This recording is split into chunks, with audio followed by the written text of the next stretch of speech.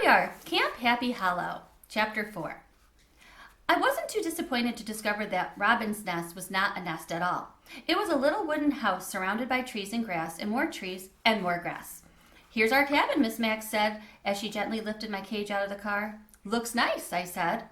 My, the air smelled fresh, and I smelled something I'd never smelled before. It was the scent of something wild. Outside, the cabin looked like a normal house with a covered porch. Inside, it was a room with 4 beds. Actually, 8 beds, stacked on top of each other in pairs. Miss Mack called them bunk beds. Everything was made of bare wood, except for the red plaid curtains on the windows and the white sheets on the bed. "Enjoy the quiet," Miss Mack said after she had Og and me settled on the table by the window. She's thoughtful that way, and had given us both fresh water. "It won't last long." Miss Mack cleaned up and left us alone.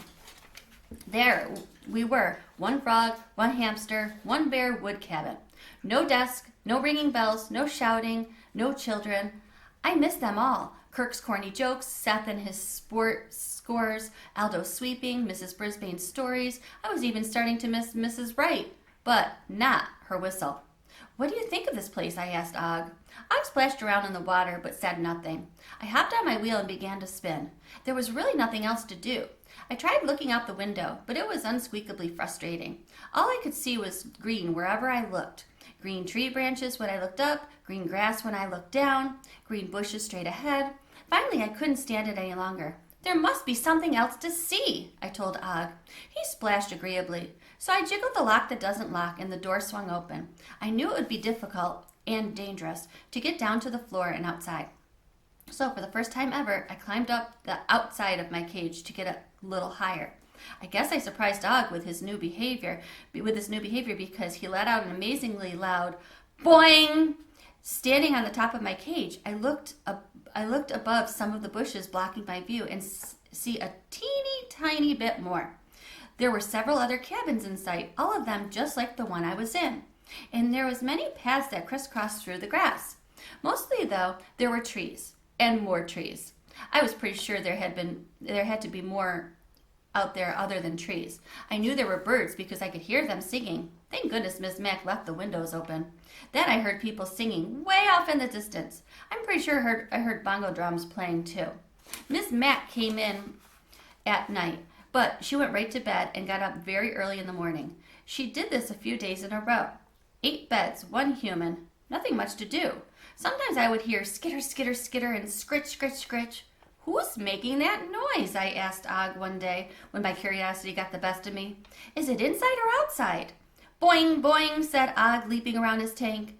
"I should probably check it out," I said, but I was almost wishing Og would talk me out of it. Skittering and scritching could be made by a number of different creatures, and some of them might not be too friendly. Still, I am a very curious hamster. Perhaps just a peek would ease my mind.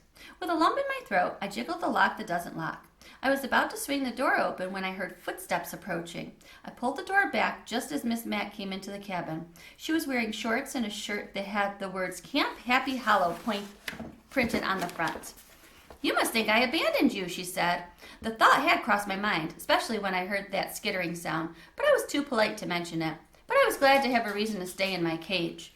"I've been in training," she said. "Things are about to start popping." My mind raced, thinking about what kinds of things popped. Popcorn did, and sometimes balloons, which are a little scary for a small furry creature. Miss Mack lifted my cage ever so gently. "I need to get you guys up to the hall to meet the rest of the crew," she said. "I think you already know a couple of them." I was relieved to get out of the quiet cabin. Miss Mack carried first me, then Og down a winding path. We passed other cabins, like the Robin's desk, then entered a much bigger wooden building with an even bigger porch and a big sign that said Happy Hollow Hall. Inside was an unspeakably big dining room with long tables and benches. There was even a stage up front with heavy curtains on the other side of it. We went through the dining hall, past the kitchen, into a large room behind it. Miss Mack put Og and me on the table in front of a huge window that looked out on even more trees and grass. "Sorry you've been cooped up in the lonely cabin." Sometimes Miss Mack seemed to read my mind. "You'll like it better here in the rec room, and you'll be busy from now on."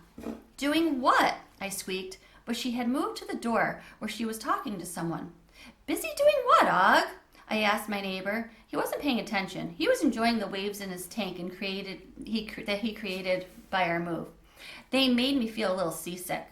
I looked around the rec room.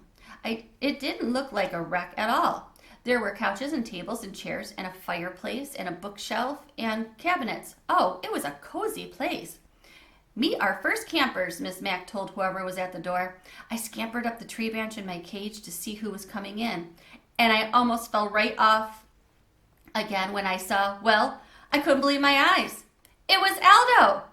He was wearing shorts and a shirt with Camp Hollow written on it just like Miss Mack. Never fear, 'cause Aldo's here, he said as he rushed over to see Og and me. Aldo, what are you doing here? I squeaked in disbelief.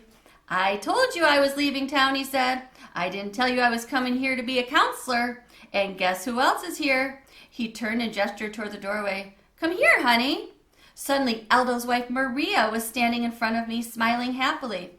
Maria's taking a break from the bakery to cook here for the summer, Aldo said. Maria worked nights in a bakery while Aldo worked nights at Longfellow's school. And I'm happy to say I helped them get together in the first place. It will be the best camp food ever, Aldo assured us. You guys are lucky this recreation room is so close to the kitchen. Oh, so the rec room was really a rec room, a place for games and fun. And I'm lucky that Humphrey and Og are close to me, Maria said with a twinkle in her eye. I have to do something with the extra fruits and veggies. Yum! I do love fruits and veggies. Og, on the other paw, likes ickier things like crickets.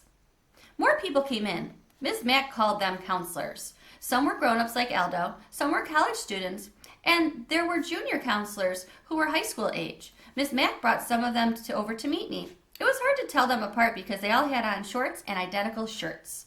One of the college students, a young woman with short blonde hair called Katie, rushed over to see me. Oh, Morgan, he's so cute. He's the cutest thing I've ever seen. I like Katie a lot. And there was Hap Holloway. He leaned down and pushed his red face right against my cage. Glad to have you aboard at my camp, he said in his loud voice. His camp? Just try not to get eaten by a bear, he added, roaring with laughter. I didn't dare tell him that wasn't one bit funny. After all, it was his camp. It was very, very, very noisy in the room with everyone laughing and talking. Then suddenly it got very, very, very quiet. The quiet was broken by footsteps heading toward the cage. Do you think it's a good idea to have him here? A voice boomed. The way the voice said, him, was very familiar. I raced to the side of my cage to get a closer look. I knew it. It was Mrs. Wright, the physical education teacher who liked rules more than hamsters. Let's face it, she loved rules and she didn't like hamsters at all. I don't think she was very fond of frogs either. The kids will love them, Ms. Mack said. I was proud of how brave she was standing up to Miss Wright. I braced myself, waiting for Mrs. Wright to blow her loud whistle, but she didn't. There are health issues, allergies, disease, she said. We're in the woods, Miss Mack said. There's lots of stuff to be allergic to. Then, to my surprise, Hap Holloway stepped forward. We've got medical histories and releases, he said firmly. We've got a nurse, too. She arrives tomorrow and she'll sort out the health issues. You can concentrate on being activities director. Mrs. Wright was speechless, which was a first. I knew I was going to like Hap Holloway.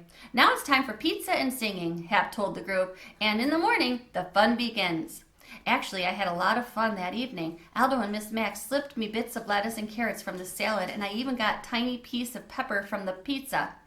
Katie played the guitar while Miss Mack pounded the bongos, and all the other counselors sang amazing songs I've never heard before. There was a song about a peanut on a railroad track and another one about an alligator. There was something about ears hanging low, which Og probably didn't understand because he doesn't have ears that I've seen so far. And my very favorite song was about a bucket with a hole in it. It got sillier and sillier and faster, and silly old me, I was spinning on my wheel and almost fell off. The song was so fun.